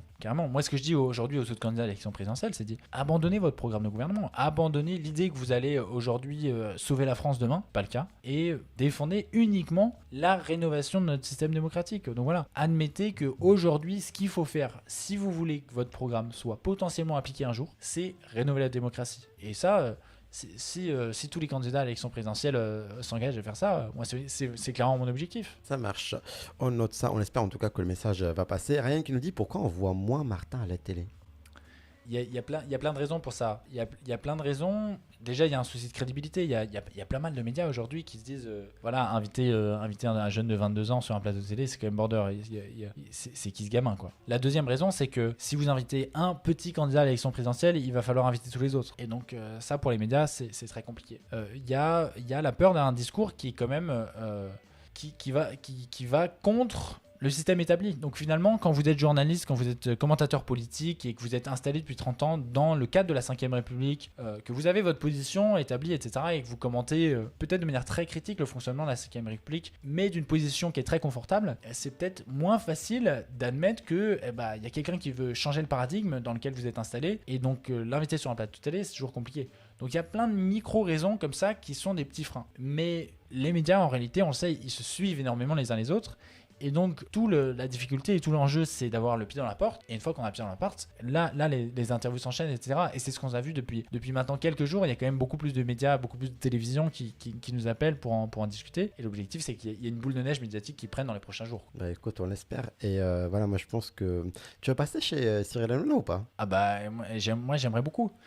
C'est typiquement. Je sais qu'il y a une vraie audience derrière et qu'il évoque oui. pas mal de sujets comme ça, politique et tout. Non, Donc mais ça va être vraiment hyper intéressant. Typiquement, c'est en tout cas, quoi qu'on en pense sur le fond et sur ce qui est dit sur le plateau de télé, c'est une émission qui est énormément regardée. Ouais. Donc moi, si j'avais la possibilité de faire passer un message qui est hyper simple, un message qui est, je pense, capté par la plupart des gens, de dire notre système politique en a marre, on veut le changer. Je pense que c'est un truc qui serait hyper porteur, typiquement avec Baba, j'allais dire. Mais, Et bah écoute, on espère que ça serait le cas dans quelques jours. Alors, du coup, t'es prêt à faire le show, Martin? Oui, c'était par rapport du coup aux interviews tout à l'heure. C'est encore, on peut écouter Adil Martin pendant des heures sans jamais s'ennuyer, c'est trop bien. Merci beaucoup. Voilà. Je sais que parce qu'il y a pas Lucas. Voilà, je fais la liaison depuis tout à l'heure, t'inquiète. Chloé qui nous dit, exemple de... Est-ce que tu sens proche des Gilets jaunes? D'une certaine manière, ouais, dans les Gilets jaunes, il y a eu effectivement ce rapport au pouvoir qui m'a énormément interpellé et qu'on revoit typiquement aujourd'hui dans les luttes contre le pass sanitaire, etc. Finalement, ce qui pousse les gens à aller dans la rue, c'est moins la décision en tant que telle que le mode de décision derrière. C'est-à-dire que finalement, même si la décision est bonne, c'est-à-dire voilà, typiquement augmenter la taxe sur le carburant pour financer les plus d'écologie, sur le principe, tout le monde est d'accord. Mais en réalité, c'est une mesure qui est tellement opaque, qui est prise par un gouvernement qui méprise tellement la majorité de la population. Et là, encore une fois, peu importe la tête du gouvernement, c'est un système qui veut ça. C'est un système où le gouvernement représente les intérêts des 20% de gens qui ont voté pour lui. Et je pense que ça frustre énormément les gens, et à la fin, cette frustration, il suffit qu'il y ait un souci de plus qui se rajoute pour que les gens aillent dans la rue, et ça c'est absolument normal. Donc finalement, ouais, il y a effectivement une inspiration derrière, un minimum. Ouais. Ok, ça marche. Chloé qui nous dit des exemples de personnes connues qui te prennent vraiment au sérieux. Bah, comme je le disais, Marc Battard, moi ça m'a vraiment marqué parce que on s'est rencontrés au printemps dernier, et en fait c'est lui qui m'a contacté par les réseaux sociaux et qui m'a dit bah en fait le projet a l'air solide, est-ce qu'on peut en discuter? Je suis allé chez lui, il m'a présenté des maires, les maires à côté de chez lui, et finalement les maires ont été super convaincus, et Marc en premier lieu il m'a invité un peu pour me tester, pour voir ce qu'il y avait derrière le projet. Il me connaissait juste uniquement par les réseaux sociaux, etc. Et finalement, face à des maires que j'ai réussi à convaincre, il s'est dit ouais, le projet il est sérieux. Et donc Marc, ça a été la première personne avec qui j'ai aucun lien personnel, qui a une crédibilité quand même, parce que Marc Battard, regardez, c'est quelqu'un qui a un parcours, un profil exceptionnel, et bah c'est le premier à avoir pris le risque de me soutenir. C'est le premier à s'être dit voilà, je peux froisser mes sponsors, je peux froisser les gens qui s'engagent à mes côtés pour les projets sportifs, etc. Mais je vais m'engager sur ce projet parce que ce projet il est sérieux. Et ça m'a énormément motivé. Et depuis, il y a de plus en plus de gens qui y croient. Aujourd'hui, typiquement, les parrainages qu'on a, et ils vont s'accumuler, ça c'est sûr, en tout cas, on en a déjà pas mal d'assurés. Ce sont des maires, donc des gens quand même vachement sérieux, qui sont hyper au courant de ce que devrait être fait pour l'intérêt général. Des maires comme ça qui s'engagent à soutenir le projet concrètement, légalement, en donnant leur parrainage officiel, ça aussi c'est un bon exemple du sérieux et de la crédibilité du projet. C'est sûr. Et moi j'avais juste une question, après on revient. Du coup, tu as échangé avec le plus jeune maire de France? Je pense que c'est un Hugo, il s'appelle 19 ans, je ne trompe pas ou pas? Non, et bah écoute, fallait le ramener en call surprise, ça aurait été trop cool. Ouais, non, ça m'intéresserait parce que j'ai effectivement entendu parler de maires de moins de 25 ans, etc. Mais en réalité, la plupart des maires que j'ai vus, les plus jeunes, c'est les quarantenaires, quoi. Donc moi, je suis avec Marc Battard, justement, qui a 70 ans, et dès qu'on voit un maire qui a moins de 60, il dit ouais, c'est un petit jeune. Ouais, pour toi, à côté, ouais. C'est sûr. C'est sûr. Qu'est-ce qu'on a fait tout à l'heure? Attends, Lucas qui nous dit Lucas pourrait-il rappeler, je vais entendre son opinion sur le sujet. Et bien évidemment, il y a rien qui me dit non, on ne veut pas de Lucas. Voilà. The Dreaming by Kate Bush. Lucas, sujet le plus clivant de 2022. Je valide. En tout cas, aujourd'hui, c'était vraiment un des gros sujets, j'adore. Chloé qui nous dit tu milites activement ou a déjà par le passé milité pour certaines causes? Si oui, lesquelles? Pas vraiment. Je suis vraiment pas militant. Alors, il m'est arrivé de descendre dans la rue. La première fois que je suis descendu rue, c'est après Charlie Hebdo qui a quand même marqué toute notre génération. Et sinon, je suis allé dans la rue un peu pour les marches pour le climat, etc. Parce que c'est quand même un sujet qui m'importe. Moi, une des raisons pour lesquelles je me suis lancé, c'est parce que la frustration politique que je ressens, c'est par rapport au climat notamment. C'est-à-dire qu'on va aujourd'hui vraiment dans le mur. Et donc, si on veut changer les choses, il faut les changer maintenant. Et c'est ça qui m'a poussé à agir. Donc, j'avais milité pour des causes assez écologistes. Je suis aussi allé à la marche, je suis allé plusieurs fois aux marches contre les violences faites aux femmes. Pareil, c'est des causes qui sont vachement importantes, surtout aujourd'hui. Mais finalement, j'ai jamais réussi à militer pour un parti politique, puisque j'avais toujours justement cette conviction, cette désillusion face à leur incapacité aujourd'hui à faire changer les choses. Ok, ça marche. Du coup, je reprends vos questions, les amis, dans quelques minutes, parce que ce serait bien quand même qu'on passe à la deuxième partie, la plus importante, qui est quand même pourquoi, du coup, tu as dû faire un tour de France. Alors déjà, à quel moment tu t'es dit, vas-y, je vais faire un tour de France? En fait, c'est au printemps, donc là, au printemps 2020, j'avais fini d'écrire Et pourquoi pas, donc le petit manifeste qui est disponible en ligne d'ailleurs sur le site constituante2022.fr. Et faites des dents, voilà. Et faites des dents, ouais, carrément, une petite promo.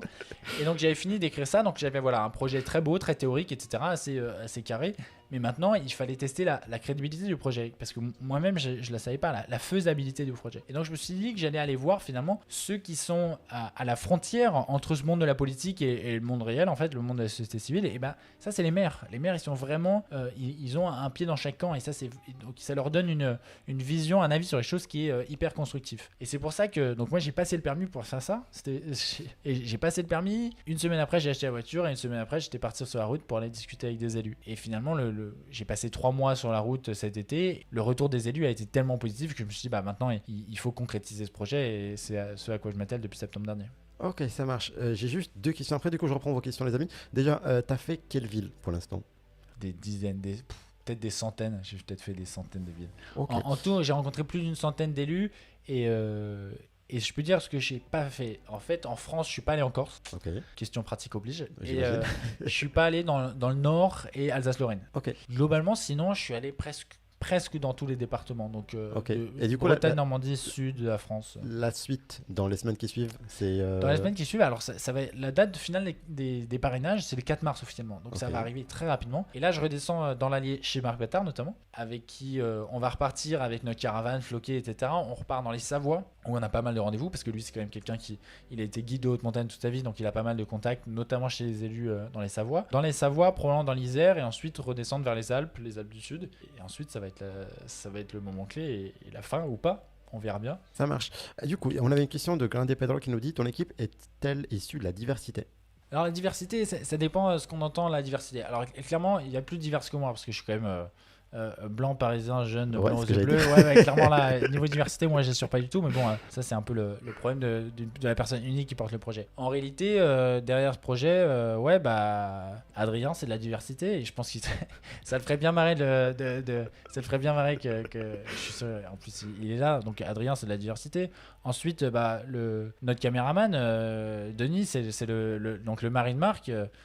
Il est brésilien, donc c'est de la diversité. Sidi Haïdara, clairement, Sidi Haïdara, il s'appelle Sidi Chérif Haïdara, donc clairement c'est de la diversité aussi. Voilà, j'espère que ça répond à la question. Bien sûr, t'inquiète. Qu'est-ce qu'on avait d'autre aussi comme question? Ryan, Adil, penses-tu que la politique pourra te... Attends. Adil, que penses-tu de la politique? Pourras-tu t'engager en politique et inverse matin composition entrepreneuriat? Ah oui, genre voilà, ok, genre le sens inverse. Est-ce que je peux me lancer en politique? Non, pour une raison très simple, c'est que, je suis très très mauvais pour écouter les problèmes des gens, tu vois. Et je pense que c'est ça le rôle des politiques, tu vois, de la politique. C'est en gros, j'arrive, je me plains d'un truc qui va pas. Oui. Et du coup, et du coup, le rôle de la politique, c'est de répondre aux questions. T'es vachement honnête, parce que je pense que c'est la meilleure raison pour laquelle. Parce que honnêtement, toutes les autres raisons, j'aurais dit, c'est pas une bonne raison, faut s'engager, etc. Non. Mais là, c'est une très bonne raison. Voilà, pour laquelle je suis très, tu vois, genre, je prends un exemple très concret, les amis. Je sais pas s'il y a un feu rouge qui marche pas, voilà, et que moi je suis maire et que tu viens me casser les, voilà, parce qu'on est sur Twitch, je peux pas le dire. Du coup, par rapport à ça, je serais là en mode non, faut encore un relou, tu vois. Ça, j'aime pas du tout cette vie-là, tu vois. Je sais que d'autres kiffe résoudre les problèmes des gens, moi c'est pas mon truc, tu vois. Par contre, j'aime bien l'entrepreneuriat parce que du coup, tu crées des solutions nouvelles et t'es pas forcément dépendant de quelqu'un. Et du coup, voilà, parce que tu vois, c'est ça la différence pour moi, c'est que dans l'entrepreneuriat, si quelqu'un kiffe pas ce que tu fais, c'est pas grave et voilà, tu comptes sur une autre personne et puis voilà, ça va le faire. Dans la politique, t'es quasi obligé, je pense que tu le dis toi aussi dans ton idéologie, de plaire à une majorité. Et je suis pas trop dans cette politique-là, tu vois. Je me sentirais pas à ma place et je sais que voilà, je suis pas fait pour faire la politique. Peut-être être conseiller, voilà, balancer des trucs, aider avec ce que je peux faire, mais je suis vraiment pas fait pour la politique. Je pense que c'est hyper honnête comme réponse et c'est vraiment une super réponse. Je pense qu'il y a plein de gens qui sont, peut-être même la majorité des gens pensent comme toi, hein, donc c'est vraiment Ouais, trop voilà, bien que ce soit écouté, entendu ce genre de réponse. Je sais que je suis pas fait pour ça. Entrepreneur. Entrepreneur, ouais, clairement c'est attirant. Hein. C'est Ouais. attirant derrière l'entrepreneuriat. Il y a plein de trucs hyper enthousiasmants. Là, je vois dans ton studio, il y a plein de mots. Ambition maintenant, confiance, détermination, be the change, etc. Voilà, effectivement, tout ça, c'est des trucs qui sont attirants. Après, je pense qu'il y a le seul petit piège que je vois dans l'entrepreneuriat, c'est que voilà, il y a ce côté. On n'arrive pas à changer les choses en tant que collectif, en tant que société. Et donc, moi, je vais créer ma boîte et changer les choses. Et en réalité, moi je pense qu'à un moment, il faut s'accrocher. Il faut s'accrocher et dire que la politique, on en a besoin. Et quand je dis la politique, c'est changer les choses de manière très collective, au niveau de nos institutions nationales, locales, etc. Donc, embarquer tout le monde, embarquer même les gens qui sont ronchons, qui pensent différemment, etc., qui sont sûrement la majorité. Il faut embarquer tout le monde pour changer les choses. Et c'est plus compliqué. Et je pense qu'aujourd'hui, il y a pas mal d'énergie avec des gens qui aimeraient faire changer les choses, qui sont frustrés par un système politique qui ne permet pas de faire changer les choses et qui vont dans l'entrepreneuriat. Je te rejoins. Alors, je pense que mon objectif, c'est d'avoir toute cette énergie positive, tu vois, ce truc, je te disais, c'est hyper attirant au premier degré, je le pense, de l'entrepreneuriat, etc. Et d'amener cette mentalité dans la politique. Ouais. Après, c'est vraiment ces demandes qui... Voilà, encore une fois, tu vois, j'ai l'impression qu'il y a moins de paroles, il y a moins d'exécution. C'est ce qui est vraiment, vraiment dommage. Et c'est pas censé être comme ça. Normalement, c'est censé être l'équilibre. Oui, ça peut changer. Mais ça peut changer, ça va changer, surtout. Lucas, du coup, qui nous dit la France mérite une révolution. C'est la seule façon pour ces quasi-monarques de Paris. On a un à côté. J'étais obligé de montrer qui détient le pouvoir absolu. Nous ne sommes plus dans l'absolutisme ici. Nous avons besoin d'un leader comme Martin. Et ben voilà. Non, mais en réalité, la révolution, c'est marrant qu'il dit. Alors, Luca Piratenbruder, je sais pas qui c'est ce mec. Et c'est marrant ce qu'il dit parce que ce qu'on fait aujourd'hui, là, ce que j'essaie de faire aujourd'hui avec ce projet, c'est faire la révolution de manière rationnelle et apaisée avant que la situation s'emballe et qu'on fasse la révolution de manière sanglante et chaotique. Et en fait, il y a une personne qui le dit hyper bien et j'espère qu'elle va nous entendre ici. C'est Natacha Polony, qui est la rédactrice en chef de Marianne. Elle le dit très bien, elle a écrit un tout petit bouquin là-dessus. Elle dit, si on ne fait pas une révolution aujourd'hui de manière rationnelle et apaisée, on va se taper une révolution dans les prochaines années qui va être chaotique et dans laquelle tout le monde va sortir sanglant. C'est ça aujourd'hui le choix qu'on a. C'est un choix entre deux types de révolution parce que le statu quo, il va plus fonctionner longtemps. C'est sûr, je te rejoins. Ryan qui nous dit, que pensez-vous de Macron? Pensez-vous qu'il sera élu? En vrai, je pense qu'il a ses chances. En tout cas, moi, il m'a surpris avec la candidature qui est toujours pas officielle et malgré il a réussi à avoir les 500 parrainages. Ça veut dire qu'il est toujours là. Ça veut dire qu'il y a toujours on va dire une bonne partie de la population, surtout, en tout cas, des élus qui le soutiennent. Donc ça, c'est tant mieux. Le truc aussi qui le sert vachement, c'est quand même il y a tellement d'incertitudes aujourd'hui avec le Covid, etc. que je pense qu'il y a pas mal de gens qui se disent oh là là, je préfère la stabilité, je vais voter Macron. Exactement. Mais ça, en réalité, c'est un vrai mirage. Faire croire que Macron aujourd'hui c'est la stabilité, c'est du faux semblant, puisque en réalité, si Macron il est réélu, derrière il y a une majorité de gens qui vont être hyper énervés. On va avoir les gilets jaunes x10, et les gilets jaunes x10, c'est la révolution. Donc il faut admettre maintenant que Macron c'est pas la stabilité, c'est plus la stabilité. Et si on veut retrouver une stabilité, il nous faut aujourd'hui crever l'abcès. Il faut aujourd'hui ouvrir ce débat sur nos institutions. Je te rejoins. Ryan qui nous dit, quels sont vos plus beaux moments dans vos activités? Alors, j'adore. En vrai, moi je pense les invités que je ramène. Et voilà, tu vois, même là on passe un super moment, donc c'est vraiment plaisir. Et hier avec Carole, pareil, c'était juste incroyable. Pareil, quand il y avait Clara Chapaz, la directrice de la French Tech, avec moi, c'était un super moment qu'on avait passé. Avec Roxane Varza, la directrice de Station F, pareil, c'était juste incroyable. Je pense pour moi c'est ça ce que j'adore dans ce que je fais. C'est juste ces moments que je partage avec les gens et avec les gens aussi qui regardent. En tout cas, à chaque fois, il y a il y a plein de blagues, il y a plein de choses qui se passent, donc c'est hyper cool. Et pour moi, je pense que c'est le plus important. Et Mais je te rejoins clairement là-dessus. Et effectivement, ces petits espaces de discussion, etc., ça permet de déjà sortir de sa bulle, ça permet d'avoir des avis différents, etc. C'est clairement les meilleurs moments. Et pendant le tour, parce que moi j'avais cette question-là, le top et le flop, c'était quoi le truc que t'as trop kiffé, qui s'est passé, et le truc que t'as vraiment détesté? Alors, le top, c'est les discussions avec les maires. Il y a pas mal de maires, quand je rentre dans le bureau, ils savent pas qui je suis, ils savent pas quel est le projet, etc. Donc, ils me regardent comme ça, tu vois. Ouais, et Voilà, quand c'est- tu sors... Et quand je sors, les gars, ils sont hyper convaincus. Ok, ça, c'est c'est bien. incroyable. Ouais. Ça, c'est vraiment le best. Et le flop, La nuit à 6h du matin, la nuit à 6h du mat, clairement. j'étais sûr. Ouais, voilà, il y a même Antiope qui l'a dit. Ouais, bah, Flop, la clairement. caravane froide de Ouais. nuit. Ouais, je valide, c'est sûr. Ok, ça marche.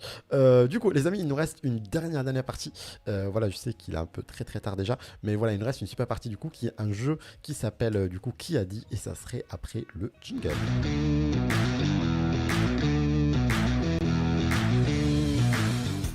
Alors, du coup, après je reprends, du coup, je pense qu'il reste 2-3 petites questions. Le jeu est très simple. Du coup, je vais te montrer deux personnes et après je vais te balancer on va dire des phrases qu'ils ont dit et tu dois savoir du coup deviner. Ok, Donc je vais- voilà, je vais qui l'a l'aider, dit. je vais Vous pouvez du coup jouer vous aussi si vous voulez en direct. Ça peut Ouais, être hyper cool. aidez-moi sur le chat. Voilà. Et du coup, qui a dit aujourd'hui, tu as deux personnages. Le premier, c'est Elon Musk Ouais. et le deuxième, c'est Anthony Bourbon. Tu connais ou pas? Anthony Bourbon. Bourbon. Non. Du coup, c'est un des jurys de Qui veut être mon associé sur Ok, M6. ok. Et également, du coup, c'est fondateur de Feed, c'est les bars. Ouais, très bien, je vois voilà. très bien. Ok. Et en gros, les deux, ils balancent beaucoup de choses sur l'entrepreneuriat et tout. Donc voilà, c'est deux personnages, on va dire, qui se ressemblent un petit peu. Et le jeu, du coup, est comme ça. Alors, première phrase, les amis, c'est heureusement, l'école ne dictera pas ce que tu es capable d'accomplir. Ça, Est-ce pour que moi, c'est un truc vachement américain. Je dis ça, mais donc j'aurais dit Elon Musk, mais c'est tellement compliqué. c'est Anthony Bourbon pour le coup? Yes. J'ai eu vraiment une chance sur deux. Ok, phrase suivante. En 2021, tu n'as plus d'excuses. C'était dit en 2021, hein, voilà. Pour dire ça en 2021, alors qu'il y a le Covid, etc. Toujours entre les deux. Ouais. Allez, Elon Musk. Toujours Anthony Bourbon. Toujours Anthony T'es Bourbon. très mauvais. Alors, la suite. La réalité. J'adore comment t'es hyper sincère. Il n'y a même pas genre non, tu vas y arriver. Non, Non, t'es non, non, voilà, mauvais. t'es mauvais. C'est fini. Yes. Du coup, la troisième. La réalité est faite de haut, Anthony. Voilà, tu vois, il y en a qui répondent Il y en a très qui bien suivent, sur le ouais. chat. Hein. Voilà. C'est James, la première. Non, c'est pas l'école qui m'a dicté mes codes. Ouais, je valide aussi. Un peu plus de respect pour les écoles nationales, Anthony.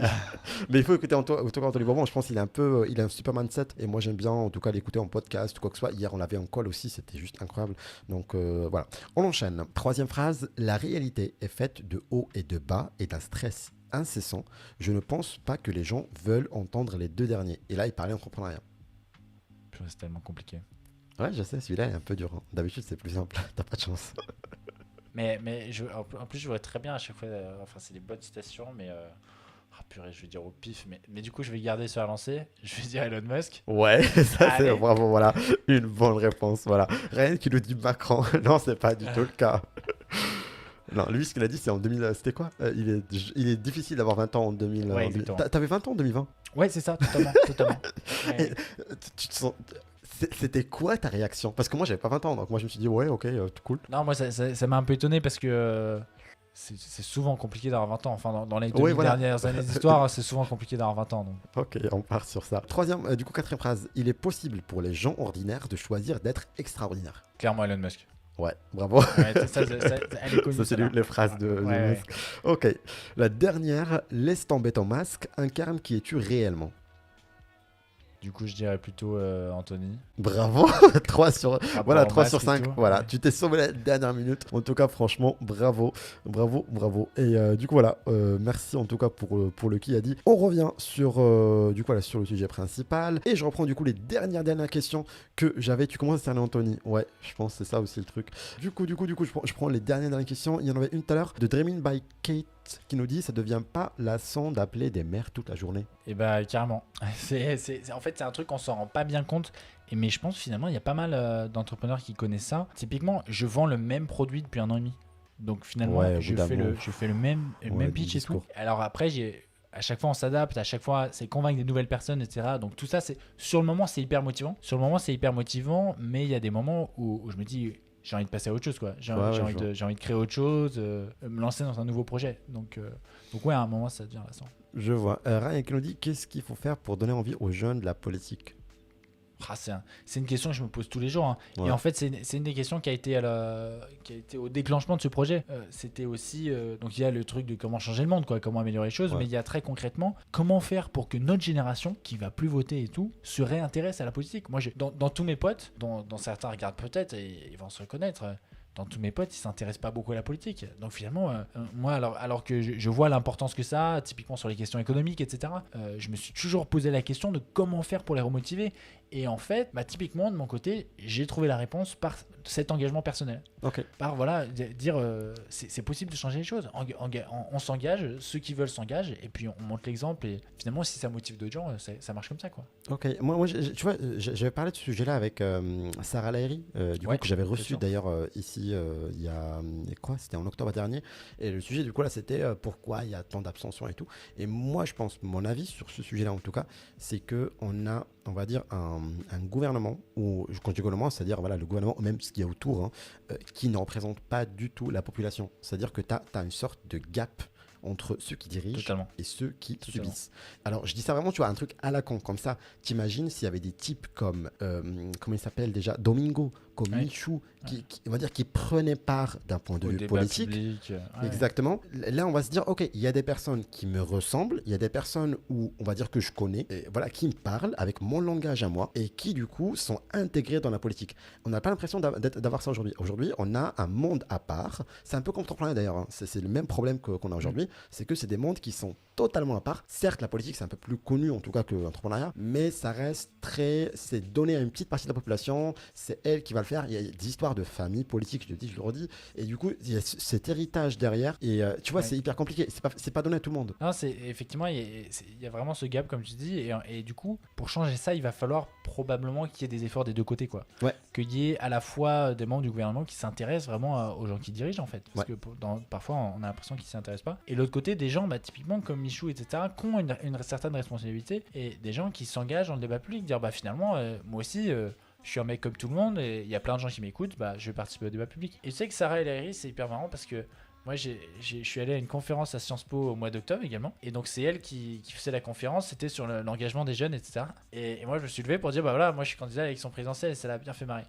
Et l'autre truc que j'ai réalisé, notamment à cette conférence, mais de manière plus générale, c'est que finalement, il y a pas mal de gens qui sont dans le système, comme Sarah El Haïry, qui ont une position de dire, mais allez-y les jeunes, motivez-vous, faut vous lancer, etc. Mais quand il y a concrètement des jeunes qui se lancent, qui testent des trucs, etc., c'est silence. Ouais, c'est sûr, c'est sûr. Donc finalement, il y a un double discours qui peut être sûr. très frustrant pour les gens qui s'engagent réellement. C'est sûr, je valide. Et même, tu vois, je pense, tu vois, voilà, on prend l'exemple de Michou, tu vois. Si demain Michou finit en politique, les gens vont se dire, ah mais quoi, non, il faut pas. C'est, Ouais, tu vois, totalement. et du coup, il y a même cette frustration. Du coup, ça bloque des personnes. Et c'est ça, je trouve, ce qui est un peu compliqué. Mais j'avoue que, tu vois, je sais que Cyril, par exemple, il a commencé à ramener des politiques dans son émission. C'est bien, ça démocratise le truc. Après, Exactement. voilà. Ça démocratise le truc. Exactement, Faut que et tout le ça monde ce en qu'il faut, parle, il n'y en a pas beaucoup qui le font. Tu vois, j'aurais tellement rêvé d'avoir, voilà, tu vois, des Macron par ici, tu vois. Ouais, Moi, je l'ai bien invité sûr. à 2 reprises, il a toujours pas, il me dit ouais à chaque fois, mais sans oui, voilà, c'est pour longtemps, c'est des promesses en tout cas. Voilà, qu'il va tenir un jour, le jour où on aura une assemblée constituante, pour le coup, j'aurai Macron ici. Et qu'est-ce que j'allais dire? Mais du coup, là, on reprend juste les questions, le temps passe. Antiope qui nous dit, comment on peut suivre ton projet ou même t'aider de loin? Franchement, je suis convaincu. C'est hyper gentil, Antiope, qui a bien suivi, j'ai l'impression. Depuis le départ, ouais. Il y a le site internet, donc c'est constituante2022.fr, là-dessus il y a toutes les infos. Et puis il y a la chaîne YouTube, comme je vous disais, la chaîne YouTube c'est Martin Roca, vous aurez plein de vidéos sur le projet. Et donc tout ça sur internet, il y a mes contacts, il y a les contacts de l'équipe, etc. Donc si vous voulez vous investir, vous envoyez un message par n'importe quel réseau social, on vous répondra, vous inquiétez pas. Ça marche, elle fait des dents. Faites dedans, ouais. Jocelyn qui me dit bonsoir à tous. Bravo Martin pour ton encouragement en continuation. J'ai découvert ce soir et en si peu de temps, je te trouve déjà plus inspirant que nos politiques. Merci. Bah, Ça me voilà, touche ça beaucoup. fait plaisir. Voilà. Et moi, ça veut dire que j'arrive Ouais, très bien à c'est percer grâce mon à média. toi. Hein. C'est grâce Voilà, à toi. ça fait plaisir. Mais voilà, en plus, c'est LinkedIn, donc c'est très très cool. Ouais. Ryan qui dit j'espère que les médias vont plus s'intéresser à lui. Voilà, en tout cas, voilà moi ce que je souhaite. Moi je te dis, Contactez vos médias. voilà, j'espère vraiment que tu vas passer sur ta PMP bientôt parce que je sais que ça peut vraiment te Mais faire carrément, un bon carrément. pic. Et puis en plus, Et, ça peut les intéresser eux aussi. Je veux dire, ouais. et tout le monde est gagnant là-dessus, quoi. C'est sûr, c'est sûr. Je suis totalement d'accord avec toi. Du coup, les amis, il est déjà 22h28. Il me reste quelques petites minutes pour vous annoncer du coup la suite du programme. Déjà, un dernier mot. Un dernier... Faites des dents. Faites des dons. Non, dernier mot, parlez-en. Parlez-en, c'est hyper simple. Il y a une action très simple que vous pouvez faire pour aider le projet, pour aider les jeunes qui s'engagent, etc. Vous en parlez à n'importe qui, votre daronne, votre pote, etc. À n'importe qui, même au bureau, tu dis, tu connais Martin Roca? Ça va faire marrer les gens, ça va créer une discussion et à partir de là, tout est gagné. Ok, ça marche. Moi, j'avais une dernière question pour toi. Si ça marche pas en 2022, est-ce que tu reviens en 2027? Exactement. Et ben écoute, on verra comment le prochain quinquennat se passe. Ouais. L'idée, ça va être de défendre cette assemblée constituante tout le temps. Et donc potentiellement, l'assemblée constituante, même en dehors des élections présidentielles, se fera. Donc Inch'Allah, en 2027, j'ai pas besoin de revenir. Écoute, on espère. En tout cas, là, moi, j'espère aussi, surtout, de te voir pour les débats du premier tour. Ça peut être Bien sûr. incroyable. T'imagines, Et- mais en fait, c'est ça l'objectif. Ouais. Au moment où tout le monde dit, bah voilà, c'est que des vieux, etc., qui sont complètement intéressés, s'il y a un petit jeune crétin qui arrive sur les plateaux télé pour dire, il y a un autre système politique possible, là, les gens, ils vont s'intéresser. Là, il y a les jeunes et les moins jeunes qui sont désintéressés à raison de la politique, là, ils vont s'intéresser. C'est sûr, je valide. Et en tout cas, voilà, merci beaucoup d'avoir suivi jusque-là. Que ce soit Antiope, Jocelyn, Lucas, Chloé, Ryan, Lucas qu'on a appelé aussi. Et voilà, c'était formidable ce soir. Vraiment, ça fait plaisir. On a eu beaucoup de messages et tout, donc c'est hyper cool. Je pense voilà, plus de 100 messages même, je ne me trompe pas, donc c'est hyper cool. Et voilà, en plus, il y a eu du monde partout, donc ça, c'est voilà, encore une fois très cool. Faites des dons, voilà, c'est hyper important. Puis merci encore une fois, Martin. Mais merci beaucoup, et puis bon courage pour la suite, hein, ça va cartonner. Merci, ça va le faire, t'inquiète toi aussi. Et j'espère voilà, bientôt te voir, on va dire voilà, dans le podium, Ben oui. comme on dit. Ça va le faire. Yes, bah merci beaucoup les amis. On se retrouve du coup dimanche à 21h pour parler du Web3. D'ici là, je vous dis, prenez soin de vous, à très vite. Et surtout, l'entrepreneuriat et vive les jeunes. Salut.